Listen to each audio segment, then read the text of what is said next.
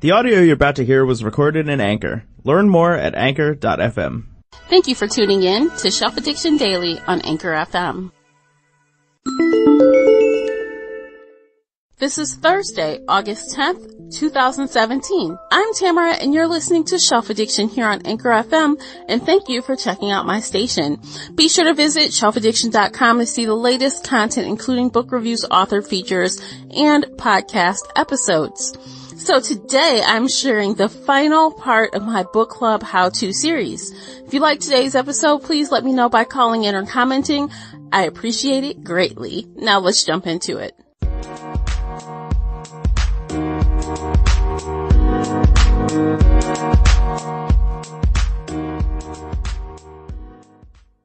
Before we start with Book Club 103, let's hear a call-in. Listen up, because the page turner called in to share a few more tips for online book clubs. Thanks for sharing, Kayla.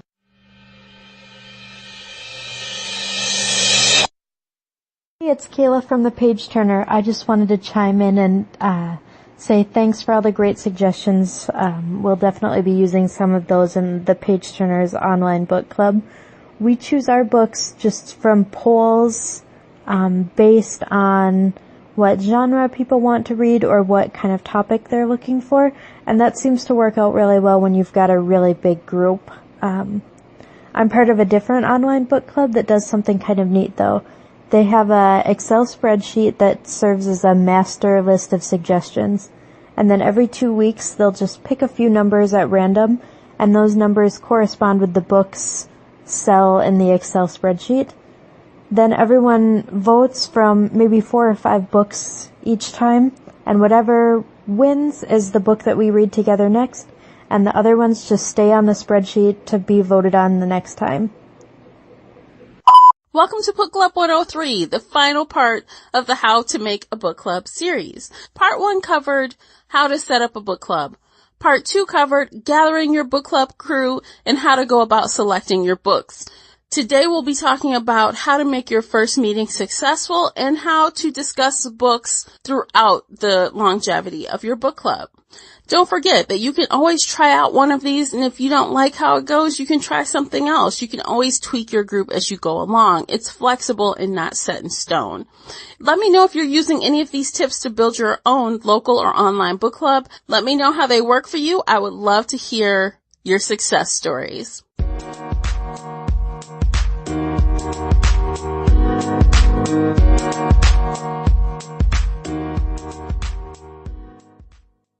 Alright, let's start with icebreakers. You know, having a fun game or just something that quote unquote breaks the ice will really help in a new group environment, especially when not everyone knows each other.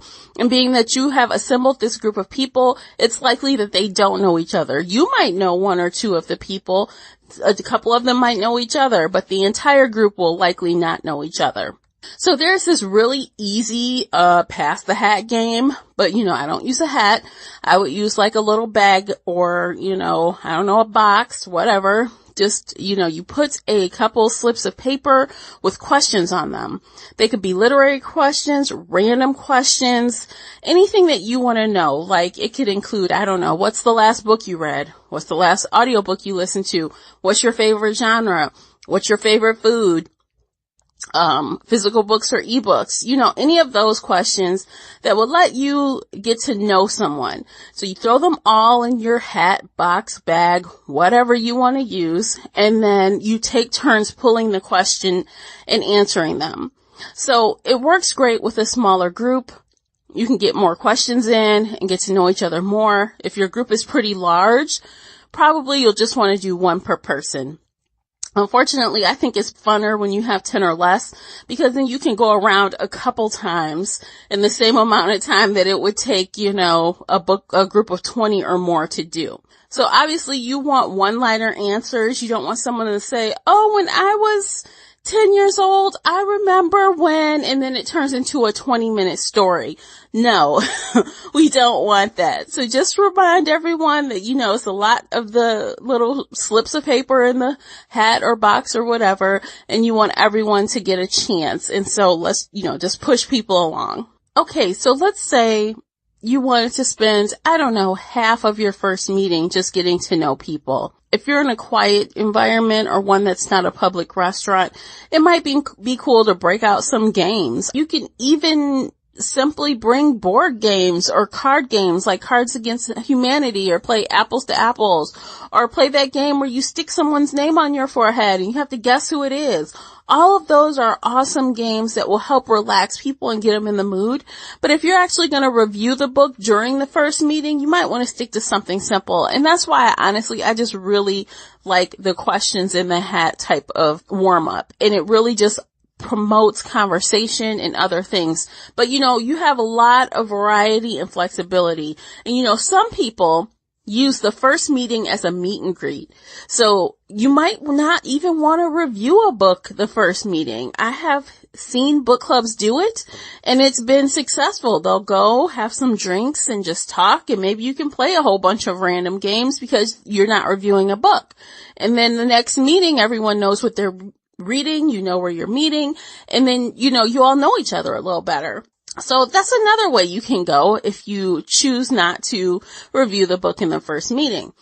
Now, if you're online, I don't really know icebreakers for online. I just encourage you to just keep posting, keep trying to encourage others to reply, to comment on what you're saying, and hopefully it will catch, Hopefully you have some extroverted people that don't mind joining a conversation. And if it takes a while, just don't be frustrated. It may take a while, and that's just, I guess, a result of doing things online. And so it could be a hit and everyone jumps in and everyone's active right away, or it can be a slow type of build where slowly people will trickle in and start commenting and things like that. So don't worry about that. Just keep doing what you're doing. All right, so let's talk about some ways you can discuss the book. You kind of want to sort out how you want your discussions to work. Do you just want to answer book questions? Do you want to have a free-form discussion? Or do you want to have a little of both? Personally, that is what I do. I like a free-form discussion so that everyone can kind of just say what they feel about the book. And usually one person's comment leads to another response, leads to another's response. And before you know it, you have a full-blown conversation.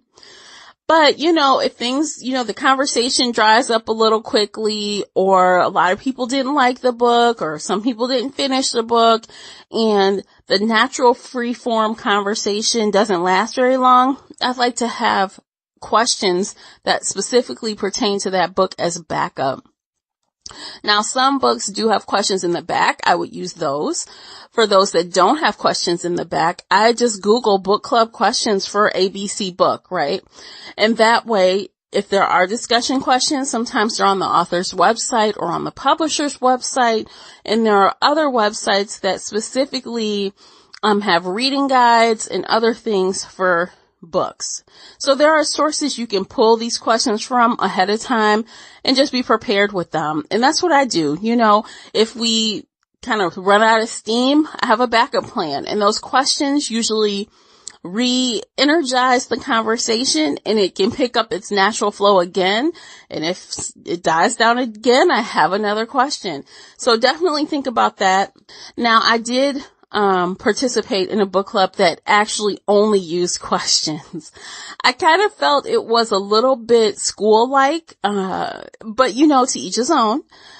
What would happen is you would have to take turns reading the question out loud. The questions I was just talking about, either in the back of the book or from a reading guide site or the publisher or the author's website. They would literally take turns reading the questions and answering them.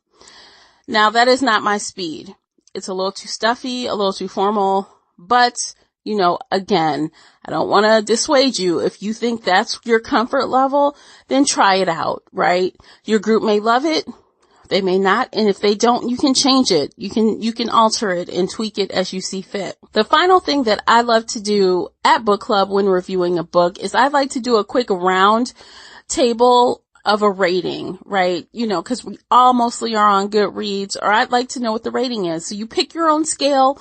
I use 1 to 5. I usually say no halves just because that's how it is on Goodreads.com. But you can choose your own rating. It could be a letter rating. It could be 1 to 10. It could be halves. It could be whatever you want it to be.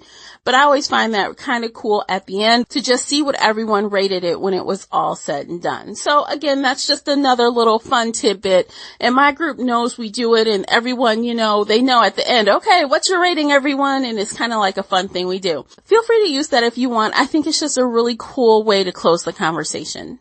Now, also, I have another tip for you guys who are doing online book clubs. You have a couple different variations that you can kind of get people to discuss the books. You can either do a dedicated post for that book discussion and leave the post open all month and people can comment at their leisure. That works sometimes, but you kind of got to be careful with spoilers if you go that route. Or at the end of the time that the book's supposed to be read, you then post, and then have a discussion post at that point and leave it open a couple days. Or you can, do something really public and do like a live stream on YouTube and have a few guest readers on YouTube with you. I've seen discussions that way as well. I think I've seen like 5 people together on a book discussion on YouTube before. And then the rest of the online community can just watch or comment as you guys are live. Or you can just do a private hangout or a Skype call, so let's say you send the call out, hey, who wants to talk about the book? Who's finished it? And you get 5 people that say, I want to talk about it, and no one else says anything. Maybe you can do a hangout or a Skype call. And that way, you're still discussing the book. And plus you get to know some of the people that are in the group on a personal level because you're having a hangout or Skype call. So those are the things that I thought up as far as book discussions. Just be open. Freeform discussion can really be cool, and it may lead to you interpreting the book in a different way because someone's just expressing their feelings about the plot, the author, whatever it may be. But on the flip side, questions also will help you propel the conversation forward. So don't sleep on having some discussion questions in your back pocket.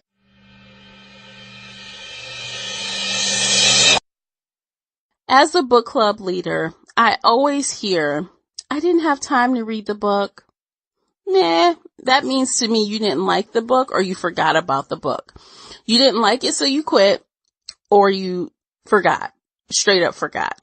So let me give you a little bonus that will help you no matter what explanation you come up with as to why you didn't finish a book. Let me just first say that everyone misses a book once in a while, right? It happens. Life happens. But in general, when committing to a book club, you want to read the book, right? Right. So yes, again, sometimes stuff happens, but let's say you're 3 months in and you haven't read a book. You need to change something because that's what you're there to do, is talk about the book.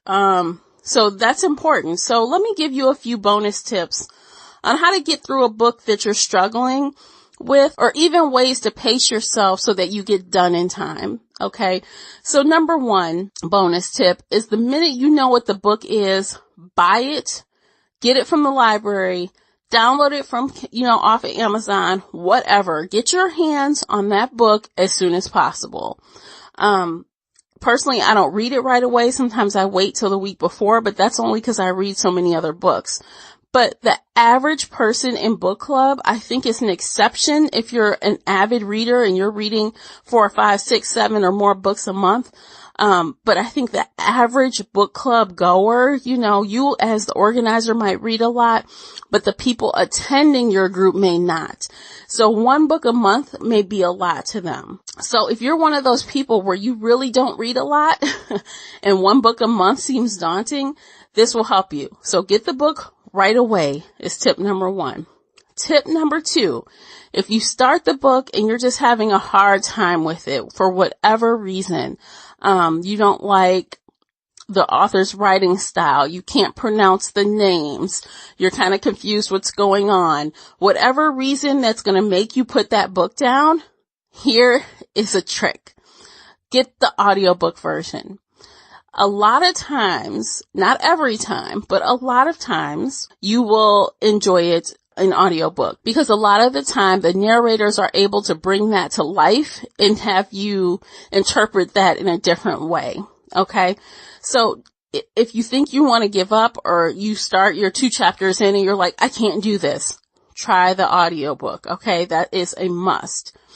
Now, tip number 3, to keep yourself paced. Again, this is for those that are either slow readers or you're not accustomed to reading a book a month. You put your book in, quarters. So like tab the number of pages evenly. Let's say it's a 200-page book. I'd have I recommend putting a tab at the 50-page mark, the 100-page mark, the 150-page mark, and then the end. And then every week, and you have 4 weeks at least, because you got that book right away. So every week, whether you only have time to read on a Saturday morning, or you only have time to read on a Sunday evening, or you can only read during your lunch hour, you have 50 pages to get through per week. So if you plan accordingly and block time, carry your book around in your purse, keep your Kindle nearby, you will get the book done. There is just no way you can't. And like literally, if you're traveling, meeting, and you have no time, back to an audiobook. Pop that audiobook in while you are, replying to emails, doing mundane tasks like cooking or cleaning or driving out of town or driving to meetings. You can be listening to that book. Okay. And if you've had issues in the past getting your books read in time for book club, give those tips a try. So everyone that's listening, if you have tips for book club members or just readers in general that have a hard time getting through books in a timely manner, if you have more tips than the ones I mentioned, feel free to call in or comment and let us know what they are. The more the better. All right, everyone. Thank you so much for listening today. That is it for today's content. I covered everything I have to share on book club. Hopefully you got something out of that. I look forward to talking to you guys tomorrow. I will have some fun new content, cause I'm moving on. We're not talking about the book club, how to anymore. So I'll have some different things to talk with you about on Friday. Probably some book stuff, some movie stuff, and who knows, maybe some TV items as well. But I look forward to it, and I will see you guys tomorrow. Thank you for tuning in to Shelf Addiction Daily here on Anchor FM. Please leave a comment or call in and let me know if you have any feedback or questions regarding any of today's content. I look forward to speaking with you tomorrow. Take care, friends. The audio you just heard was recorded in Anchor. Learn more at anchor.fm.